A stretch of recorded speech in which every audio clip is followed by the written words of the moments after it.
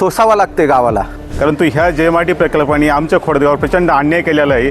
जमीन घेतल्यानंतर आम्हाला फक्त 3,000-2,000 रुपये एकरी दिले, याचा मी निषेध करतो। ज्याची जमीन गेली ते टेम्पररी आहेत आणि ज्याची जमीन गेली नाही ते परमनंट आहेत। आणि हे ऐकून मनाला फार वेदना झाल्या। शिरूर लोकसभा मतदारसंघाचे लोकप्रिय खासदार डॉक्टर अमोलजी कोल्हे यांनी संसदेमध्ये मागील काही काळामध्ये आणि सध्या सुद्धा पुणे नाशिक रेल्वे व्हावी ही आग्रही भूमिका मांडली आहे। परंतु संसदेमध्ये रेल्वे मंत्री अश्विनी वैष्णव यांनी रेल्वे ही नाशिकहून, शिर्डीहून पुणतांबा, निंबळक आणि त्यानंतर चाकण अशा प्रकारे होणार असल्याचं स्पष्ट केलंय। त्यांनी बोलताना स्पष्ट केलंय की टाटा इन्स्टिट्यूट रिसर्च सेंटरची JMRT ही जी संस्था आहे त्या JMRT संस्थेचा प्रखर विरोध असल्यामुळे आणि त्यावर परिणाम होणार असल्यामुळे आम्ही पुणे नाशिक प्रकल्प रद्द करून तो नगर मार्गे वळवलाय। परंतु तेज तुफान न्यूज चॅनलच्या टीमनं खोडद या गावी जाऊन तिथे प्रत्यक्ष जे शेतकरी बांधव आहेत ज्यांच्या जमिनी JMRT मध्ये संपादित करण्यात आलेल्या आहेत त्यांच्याशी चर्चा केली आहे। हा प्रकल्प आमच्यासाठी वरदान नसून शाप आहे। आमच्या विकासाला सर्वात मोठी बाधा आहे। हा प्रकल्प आमच्या इथे नको। आम्हाला पुणे नाशिक रेल्वे महामार्ग प्रगतीसाठी हवाच आहे, नाहीतर भविष्यात तीव्र आंदोलन छेडण्यात येईल अशा प्रकारचे इशारे त्या नागरिकांनी दिले आहेत।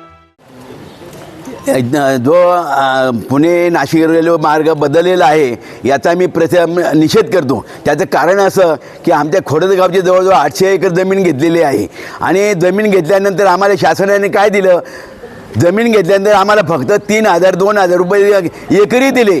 आज जमिनीचे भाव काय चाललेले आहेत आणि लोकांच्या रोजीरोटी गेलेली आहे आणि ही रोजीरोटी जाऊनही शासनाने आम्हाला काही दिलंच नाही। एवढंच नाही तर पहिली गोष्ट आमचे जे गावातले मुलं आहेत शिकले सवरलेली त्या तुम्ही जर पाहिलं तर जास्तीत जास्त लोक बाहेरचे लोक घेतले जातात, त्यांना कॉन्ट्रॅक्ट दिली जातात, माणसं ठेवण्याची प्रत्येक कॉन्ट्रॅक्ट दिली जातात। गावातले फार हाताच्या बोटा मिळणारे लोक परमनंट मिळतील। ज्याची जमीन गेली ते टेम्पररी आहेत आणि ज्याची जमीन गेली नाही ते परमनंट आहेत। हा कुठला न्याय? या प्रकल्पामुळे आमच्या एवढा अन्याय झाला की नोकऱ्या नाहीत, शिक्षणाचं भजन। कारण इथून जर पुण्याला मुंबईला कुठे जायचं असेल तर माणसाला राहायला लागतं, पैसे द्यावे लागतात।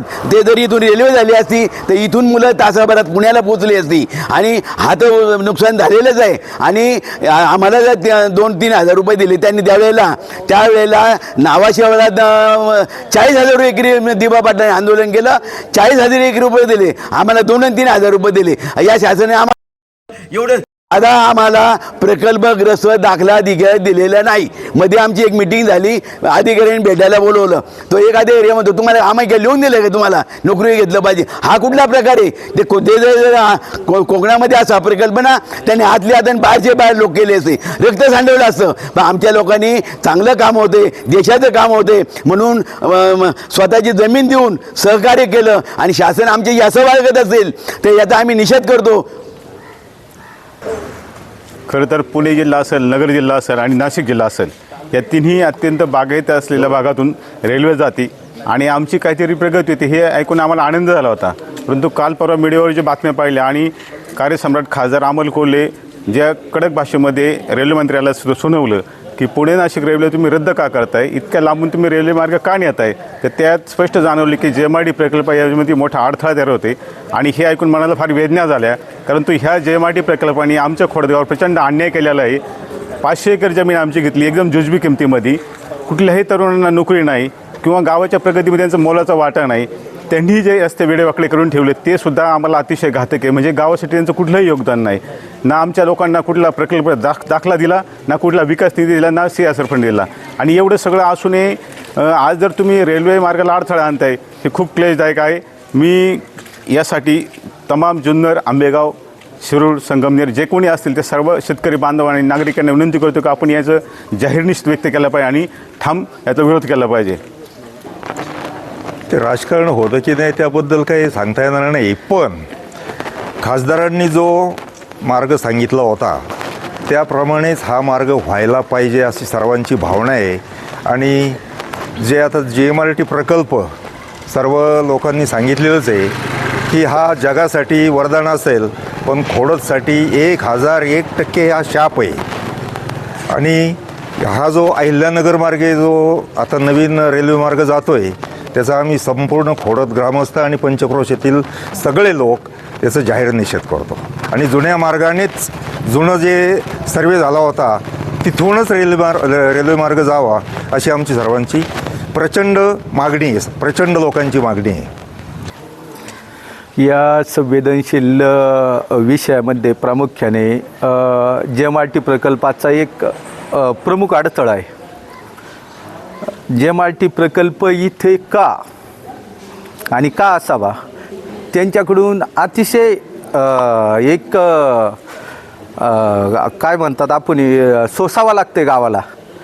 एक प्रामुख्याने खूप दुःखद वेदना सहन कराव्या लागतात त्या फक्त हा संवेदनशील विषय प्रत्येक गावच्या एक तरुणांना, महिलांना, ज्येष्ठांना कुणालाही विचारायचं का हा एकदम प्रकल्प नकोसा झालेला आहे. JMRT प्रकल्प यांनी आत्ता रेल्वेच्या बाबतचं चाललेलं आहे, रेल्वेच्या अगोदरही पण असंख्य विषय आहेत. ह्या JMRTमुळं काहीच ते परिपूर्णतेकडे गेलेले नाही आहेत. इथून पुढच्या कालावधीमध्ये आता प्रामुख्याने बऱ्याच वेळा मी स्वतः बोलताना अशी बाईट दिली बऱ्याच वेळा का आंदोलन केलं जाईल. हे खरोखर प्रामुख्याने लोक हे अन्याय सहन करतात. ते माझ्या मते वैयक्तिक मत सांगतो, इथून पुढच्या कालावधीमध्ये लोकांमध्ये मी जनजागृती करून एक पंचक्रोशीमध्ये माझे मित्रपरिवार आहे त्यांची ही प्रतिक्रिया येते ह्या पंचक्रोशीतल्या गावांची का ही JMRT इथं नको आहे. या JMRTमुळे खूप बाधा येते. इथून पुढे आंदोलनात्मक स्थिती असेल नाही तर तिथून पुढचा सगळ्यात टोकाचा मार्ग. राजकीय नेतृत्व कोणी असेल कोणत्या पक्षाचे काही करत नाही आहे. याच्यात जास्त प्रमाणात येत नाही आहे. याच्यात प्रामुख्याने एकतर खोडद गावाने हा निर्णय घ्यावा. आव्हान करतो मी खोडद गावाला, इथून पुढच्या कोणत्याही इलेक्शन प्रक्रियेमध्ये सहभागी न होता मतदानावरती बहिष्कार टाकावा आणि त्या अशा पद्धतीनं JMRTला विरोध करावा अशी एक प्रामुख्याने मागणी आहे. आणि रेल्वेच्या बाबत तुम्ही सांगत असाल, रेल्वेच्या बाबत इथून जाण्यापाठीमागचा काय फायदा आहे. रेल्वे प्रकल्प पुणे नाशिक हा इथूनच जायला पाहिजे होता. संगमनेर असन, जुन्नर असेल, आंबेगाव असन, खेड प्रामुख्याने इथल्या त्रुटी ह्या सोडवल्या जाऊ शकत होत्या. कृषीच्या बाबत असेल, इथे दळणवळणाच्या बाबतीत असेल, नोकर चाकरमान्यांना जाण्यासाठीचा सुविधा असतील ह्या रेल्वे प्रकल्पाने त्या सुकर होणार होत्या. आता प्रचंड प्रमाणात त्याबाबत जनतेमध्ये रोष आहे, नाराजी आहे आणि ह्याबाबत खोडद गावचा नागरिक म्हणून एक युवक म्हणून मी त्याचा जाहीर निषेध करतो. माजी आमदार अतुल बेनके किंवा आता विद्यमान आमदार शरद सोनवणे यांनी यामध्ये लक्ष घालावं असं वाटतं का? यांनी काही मागणी केली का केंद्र सरकारकडे? 100% लक्ष घालावं. कालच चर्चेनुसार ऐकायला भेटले का अतुल बेनके हे बोललेत. यांनी प्रामुख्याने लक्ष घालायला पाहिजे. प्रामुख्याने हे खासदार डॉक्टर अमोल कोल्हे सातत्याने आम्ही त्यांच्याबरोबर ग्रामस्थांनी 2-4 मिटिंगा केल्या. ते एकदम पॉझिटिव्ह आहे ह्याबाबत, रेल्वे प्रकल्पाबाबत किंवा लोकांच्या म्हणण्याला म्हणजे स्वीकारण्याच्या बाबत. पण शरददादा सोनवणे आमदार आहेत आता, त्यांनी सुद्धा लक्ष घातलं पाहिजे त्याच्यात. बऱ्यापैकी त्यांनी याच्यात लोकांच्या भावना जाणून घेतल्या पाहिजेत. आम्ही मतदान केले त्यांनी हे केलं पाहिजे, लक्ष घातलं पाहिजे यामध्ये. प्रामुख्याने गरज आहे त्या गोष्टीची. शरददादांकडून अद्यापपर्यंत कुठल्या पद्धतीची एक म्हणजे बाईट आलेली नाही आहे. ती येणं गरजेचं आहे, प्रतिक्रिया येणं गरजेचं आहे. याबाबत लोकांच्या भावना जाणून घेण्याचा प्रयत्न केला पाहिजेत. खोडद गावासाठी कोणीच नाही आहे का? कोणीच नाही का राजकीय नेतृत्व? एक समजा विरोधक खासदार एक भांडतोय तर सत्ताधाऱ्यांनी काहीतरी याच्यात केलं पाहिजे ना.